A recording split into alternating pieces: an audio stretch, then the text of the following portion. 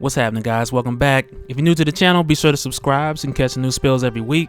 And don't forget to hit that bell up top so you can be part of the notification squad and we can squad up in the comments. And once again, if you're new here, I talk about comics, mostly comics, but I also do games and cover comics as far as movies and TV. But for a while now, I've separated a lot of the different games and stuff into different channels. And those are always in the description if you guys want to check those out, for those of you that have been asking about it. Alright, so with that out the way, let's talk about more metal. So at this point, if you've been following along on the playlist, and I have a link pop up or even down in the annotations if you need to start from the beginning. But for you guys who've been following along, you know at this point, Earth Zero has reached its darkest hour. And we've got a glimpse of the different matchups. I talked about it in my Nightmare Batman Batcave video, but we haven't talked much about what's going on with Cyborg, what Murder Machine and the Batman Who Laughs want from him, and how they're experimenting on him. And so now previously I didn't do a Murder Machine origin video, but I feel like at this point you guys kind of already know who he is. And if not, still that's okay, because we're going to kind of graze over that through the course of this video.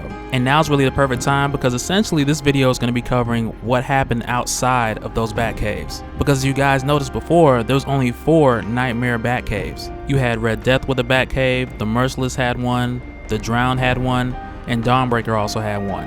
Which of course excluded the Devastator, Murder Machine, and the Batman Who Laughs.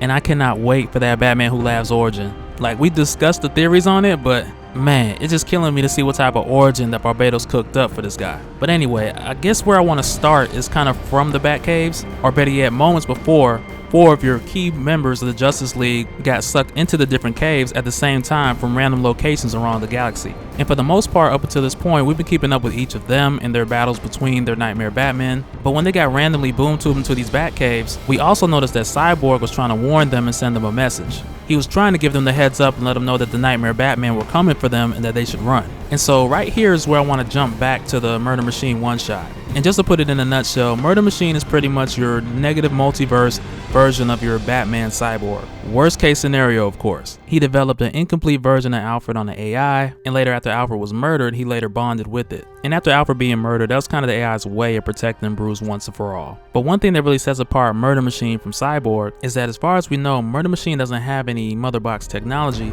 that is associated with its mechanics whatsoever. Which is why I don't believe that Murder Machine can create boom tubes, and it's also the reason why when he got jumped by the Nightmare Batman, like the only reason why they kept him alive. But what they wanted from him was more than just making boom tubes, but rather they needed to extract the element X from within Cyborg so they can continue their plans in destroying the multiverse. And how exactly they want to go about it, we still don't know specifically, because Element X is like a power source, but that same technology that it's associated with is also what creates the boom tubes. Now it's possible that they may want to use it to create boom tubes and take out the 52 planets all at one time from the light multiverse. At this point, it's all speculation. But instead, I would think that they want to use the power source to power some of the towers that have been popping up in different cities on Earth Zero. Because the way these towers are designed, they work a lot like the tuning fork that Batman kept hidden in the Fortress of Solitude that was later taken by the Devastator. And we're going to come back to that in a little bit, but I wanted to talk about Element X just a little bit more. And so now, just so you guys get the gravity of this situation, Element X is one of the most powerful, if not the most powerful, sources of energy in the DC universe. And as far as energy sources in DC, I think it's pretty safe to say it is the most powerful. And I say this because really any technology that you see that's associated with the new gods, it runs off of Element X. And that includes mother boxes, Metron's Mobius chair, boom tubes, all of that. Like, we're talking about a power source of epic proportion. And that takes me over to a character named Hammond. At least I believe that's how it's pronounced. But this dude is pretty much like the Steve Jobs of the new gods, because he's the one who discovered Element X. He invented the computer-like device called the Mother Box, and along with Metron, they both together created the boom tube. And just to give you a visual as far as what to look for in upcoming issues, Element X is like a metaphysical substance. And actually in Final Crisis issue number 7, Superman had harnessed it from the Mobius chair so he could use Element X to power the Miracle Machine. But right here I just wanted to give you guys a visual of what it looks like so you know what to look for going forward in the future in upcoming issues of Dark Knight's Metal. And so now another thing that I would consider pretty critical about Element X, or more so about the new gods overall, because they're the ones who introduced Element X into the multiverse, but the important thing to remember is that the new gods come from Fourth World.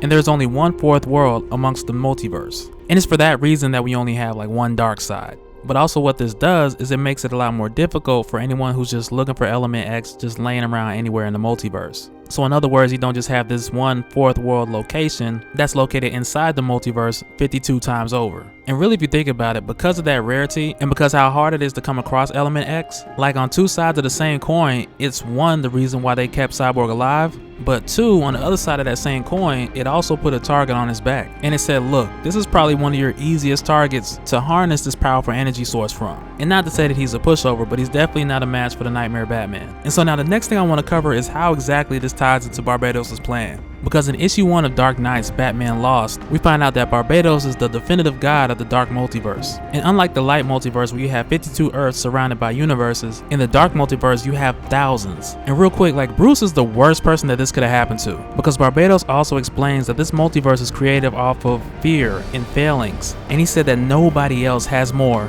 than Bruce Wayne. And I just think that that's ridiculous as far as the thousands and thousands of Earths that manifest through the creation of Barbados, but all reflecting the many fears of Bruce Wayne. But out of these thousands of worlds, we can't forget one of the first things we were taught at the initial reveal of these Nightmare Batman, and that was mainly the crisis of this dark multiverse falling apart. And what we're taught by the Batman Who Laughs is that the reason why this dark multiverse is falling apart or unstable is mainly because of the light universe thrives off of the dark universe's despair.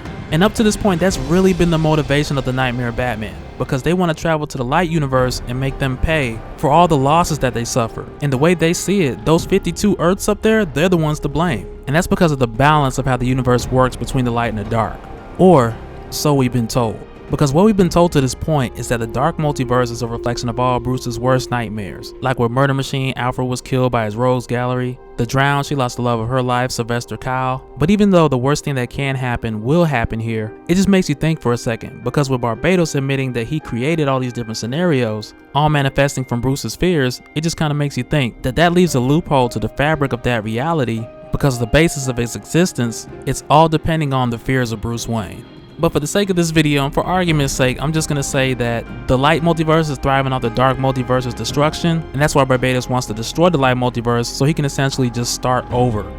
But in order for him to achieve this, what we're finding out is that he needs a power source beyond his own personal means. And that's highly likely because outside of the dark multiverse, at least at this point, Barbados is still not at his full power. And he really won't be able to achieve that power until the prophecy has been fulfilled. And that same prophecy that states that Bruce is the one who set it all in motion, and he is also the ultimate vessel for Barbados. And like I said, we're still fully figuring out what his plan is, but the different towers that have been raising up in each city on Earth Zero, I feel like those are a pretty big hint towards what he needs this large energy source for.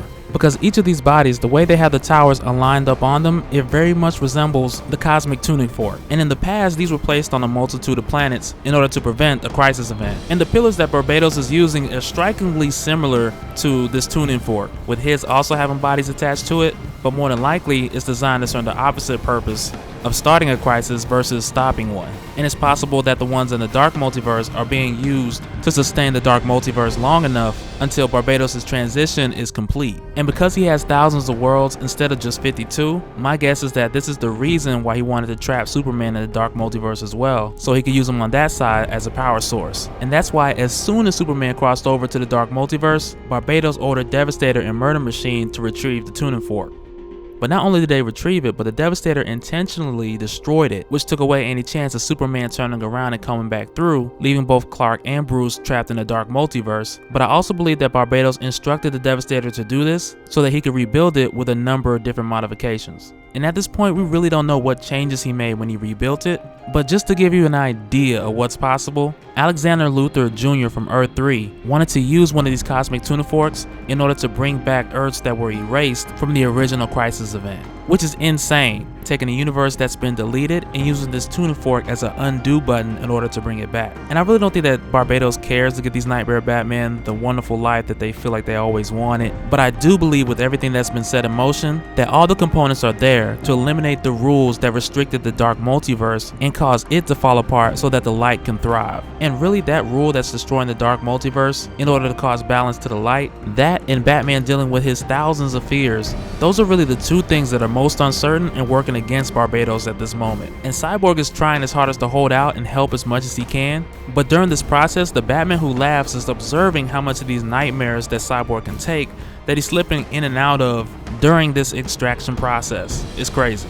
But that'll do it for this one, guys. Be sure to subscribe so you don't miss any of the metal coverage. And just to put it out there, like I mentioned before, the same way how I mentioned that I don't believe that Barbados really cares about these individual Nightmare Batman, I really hope that they realize that and understand the potential of the cosmic tuning fork and then suddenly just revolt against Barbados before he comes into full power. Like, I would just love to see that. And even if it's not all of them, but just a couple of them that say, hey, I want to use this tuning fork and bring back my parents. Or they take a similar approach as Alexander Luthor from Earth 3 and they say, hey, I just want to undo what was wrong on my Earth. I just think that would be awesome to see. But like I said, that's it for this one. If you enjoyed the video, smash that like button. I got links up so you can check out more videos on Dark Knight's Metal. Be sure to share your thoughts down in the comments and we'll do it again next time. Alright, later.